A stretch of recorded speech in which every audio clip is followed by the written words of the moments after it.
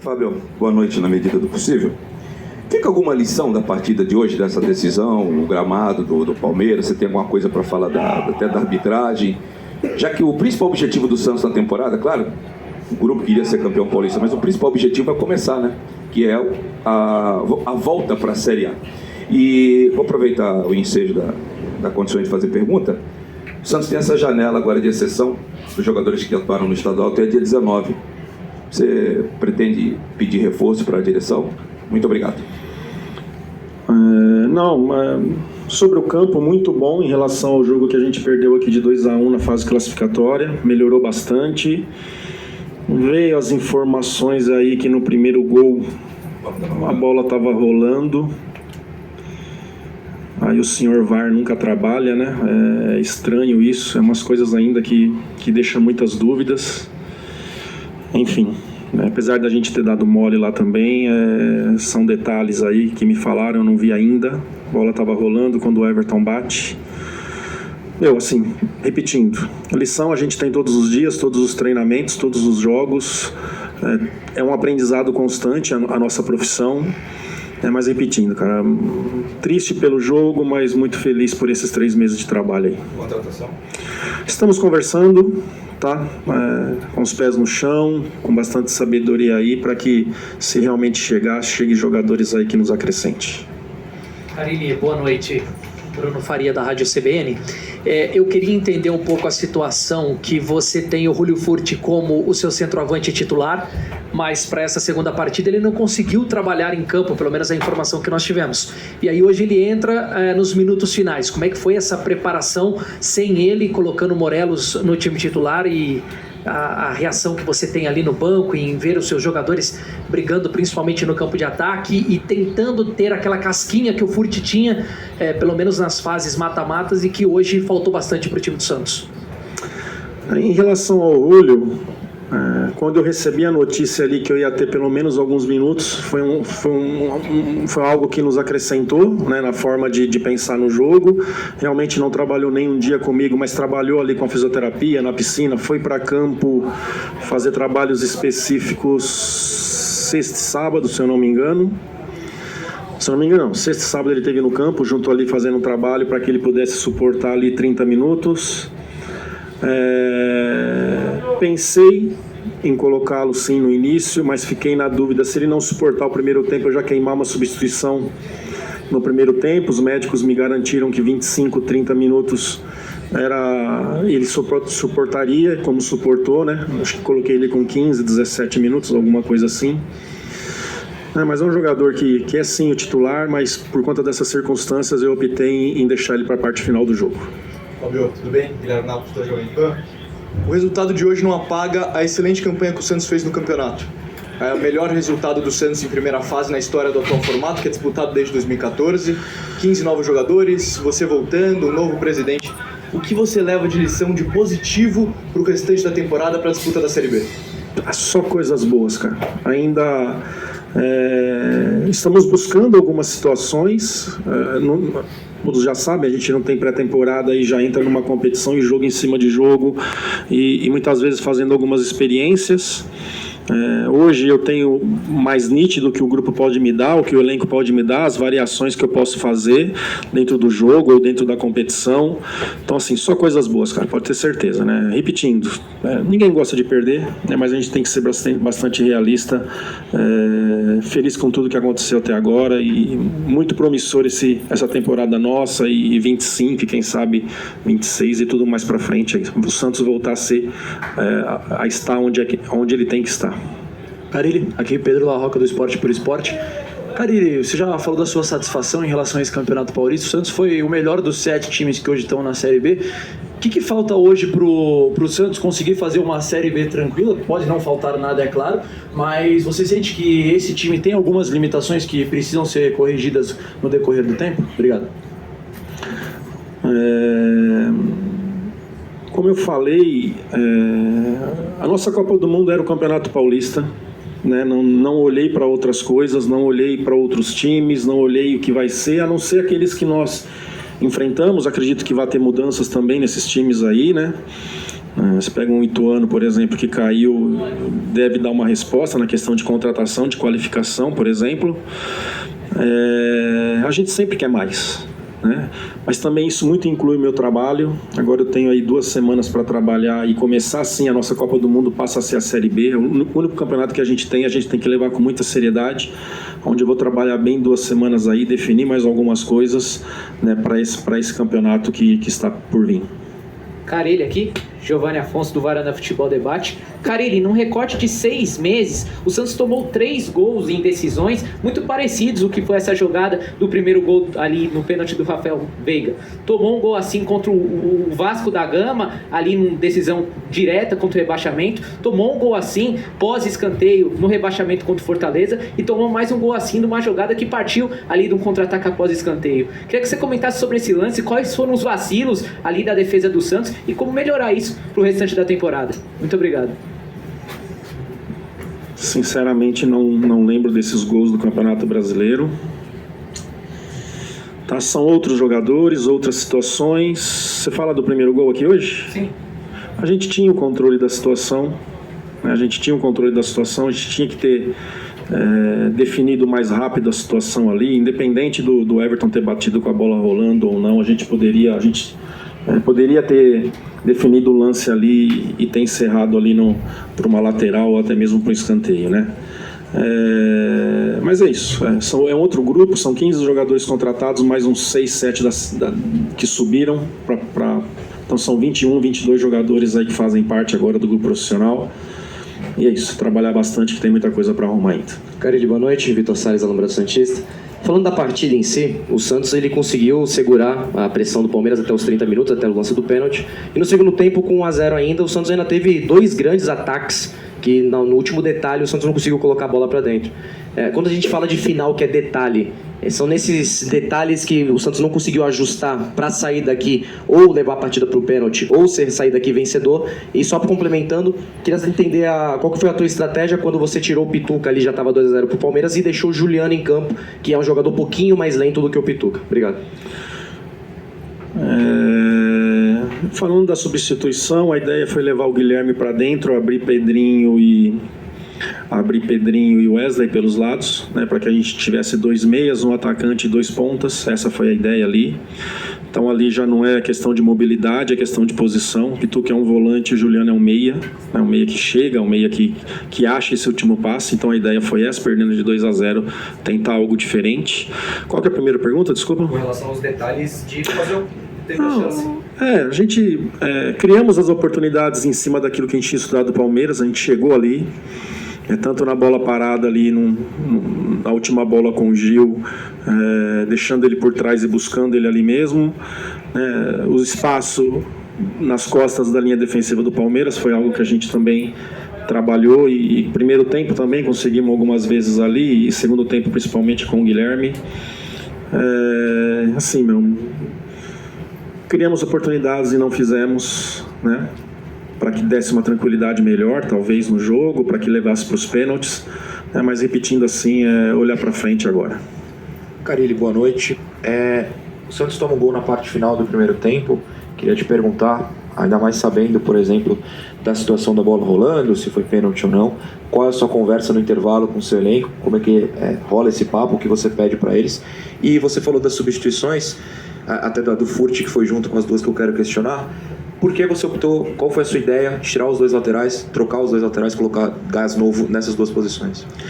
Para ganhar mais força pelos lados, eles começaram a incomodar. Eu vi ali num certo momento o Felipe alongando já, e o jogo estava intenso, né? Do outro lado, o Aderlan toma o cartão e era um jogo de imposição.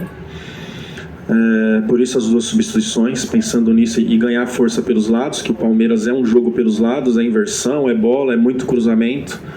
Essa foi a minha ideia nas substituições. E no intervalo?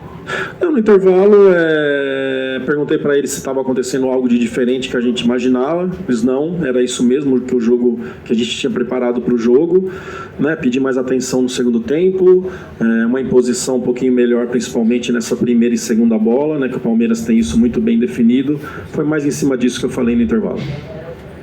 Boa noite, Carille. Eu queria saber, na coletiva contra a Portuguesa, você elogiou bastante os jogadores da base, né? O Sherman e o Patati. Eu queria que você analisasse o desempenho deles nesse campeonato e também projetando eles para a disputa da Série B. Muito bom, né? O Sherman um jogador aí que num espaço curto aí tem tudo para assumir essa lateral ali e fazer o que a gente quer, um jogador com potencial muito grande, que eu já acompanhei desde a Taça São Paulo. Wesley também já tinha trabalhado comigo em 22, é um jogador que tem 1 contra 1 muito bom, estamos trabalhando para que ele termine melhor, né? Defina melhor os lances com cruzamento e até mesmo com finalização, procurar o gol, mas são 2 jogadores promissores aí que a gente espera muito deles também. Boa noite, Carille.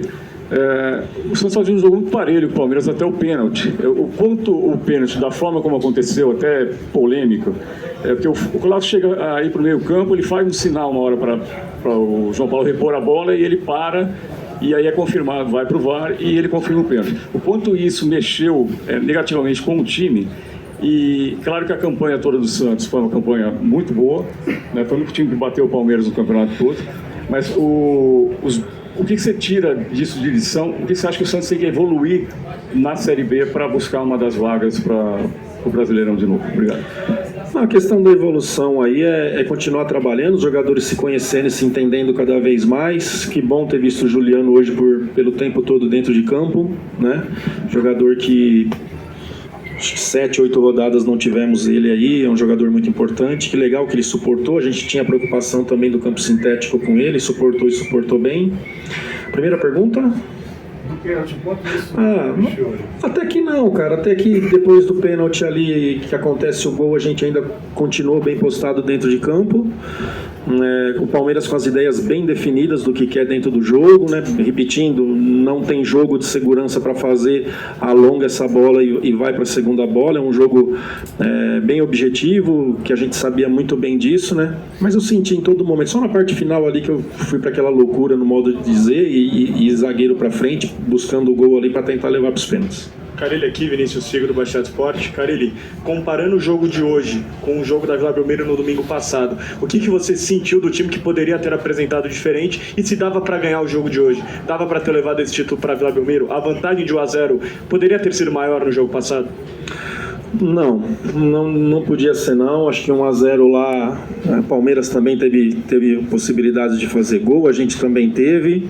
O jogo aqui eu acho que faltou um pouquinho mais de atenção nos detalhes que a gente tinha passado, né, para evitar que eles chegassem mais perto da nossa área, para evitar que eles finalizassem mais em cima de nós e a gente um pouquinho mais de tranquilidade para girar a bola pelos lados, que era a proposta de jogo nosso, jogar pelos lados. A última pergunta aqui para o Carille e depois a gente vai fazer com o presidente Marcelo Teixeira. Fábio, eu queria aproveitar a última pergunta, e essa derrota em final é sempre amarga, né? Queria aproveitar e pedir para você mandar um recado para a torcida santista, por favor. Obrigado, Ana. Só agradecer. Eu já falei isso, né? 21 ali, eles foram tão importantes ali naquela recuperação dentro do Campeonato Brasileiro.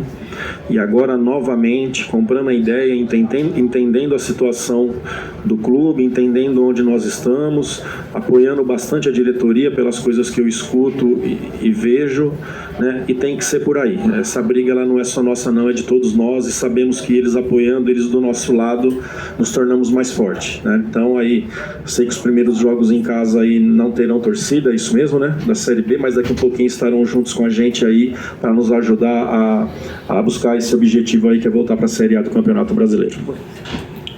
Primeiro, nós alcançamos 2 objetivos importantíssimos da temporada. A vaga da Copa do Brasil, o 25, e chegar a uma decisão do campeonato. Eu particularmente gosto de estar aqui. Todo mundo quer ganhar, mas nós temos que reconhecer que uma decisão você tem o resultado em detalhes.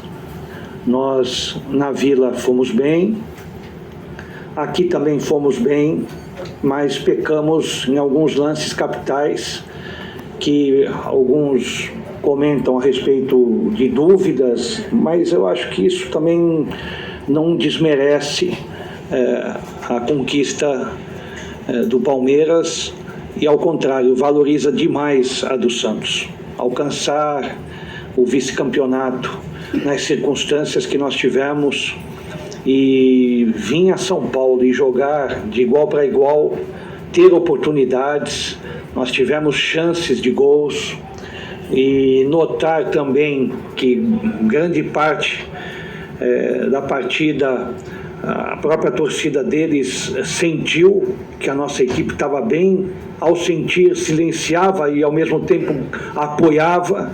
Então isso são reações fortes que a gente percebe que a equipe está num caminho de reconstrução e num caminho certo, porque ao alcançarmos esses dois objetivos, nós temos agora o terceiro.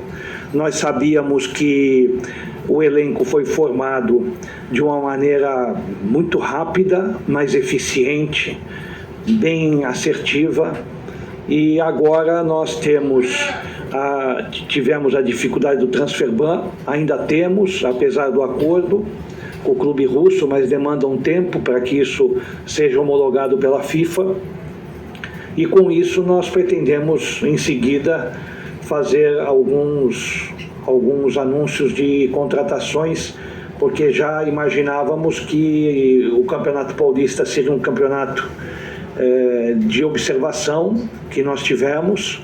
Essa observação é favorável porque grande parte do elenco ele permanece, e nós vamos fazer contratações agora mais pontuais.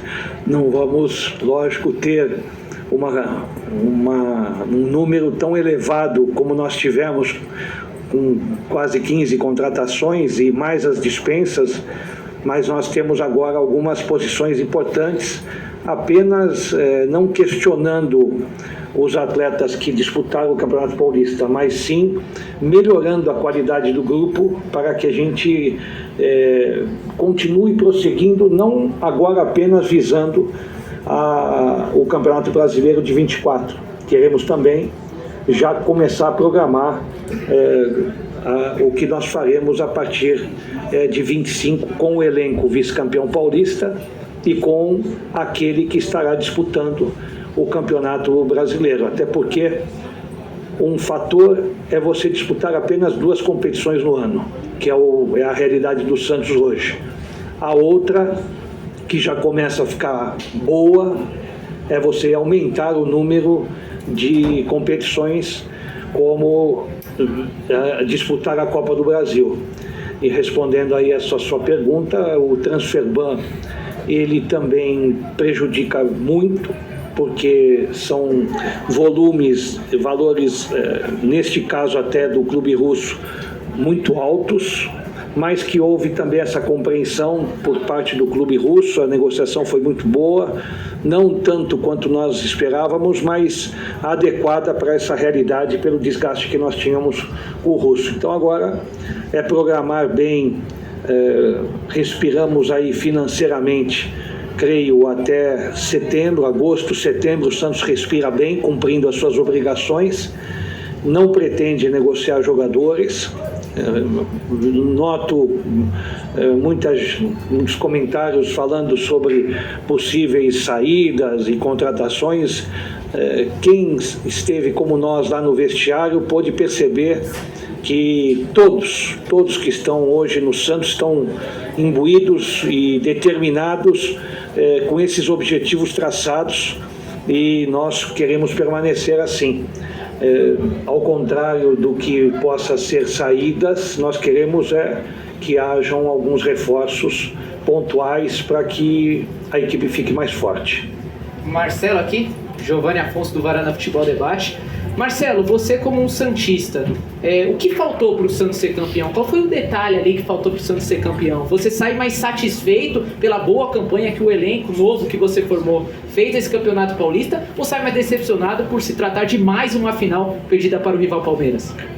Olha, onde eu ando na rua, em quaisquer locais que eu esteja passando, é algo impressionante como as pessoas, santistas ou não, se dirigem a nós, cumprimentam, parabenizam. Agora mesmo soube, né, eventos espalhados pelo Brasil, embaixadas, todos ao invés de tristes comemorando o vice-campeonato. É incrível, mas o santista precisava desse resgate. É um resgate onde você volta a dar confiança, volta a ter o seu devido local, que é a disputa de campeonatos. Então, mais uma vez, o santista teve a chance de estar aqui mostrando a nossa camisa para o Brasil e o mundo. Nós tivemos aqui numa disputa de um dos principais campeonatos, se não o maior campeonato estadual do Brasil. Nós deixamos para trás equipes também muito fortes, todas queriam estar onde o Santos está. Então, primeiro comemorar esse vice-campeonato. Queríamos o título, mas queremos comemorar porque o Santos cai de pé. O Santos lutou e nós vamos continuar essa briga. Essa briga foi comprada e nós não vamos ainda nos contentar em chegar apenas nessa decisão. Nós queremos recolocar o Santos, como nós estamos conseguindo, no seu devido lugar, e para isso nós queremos contar com esse apoio que nós temos recebido. É um apoio impressionante, é uma coisa assim que acredito que vocês também devam ouvir, mas muito nós também ouvimos.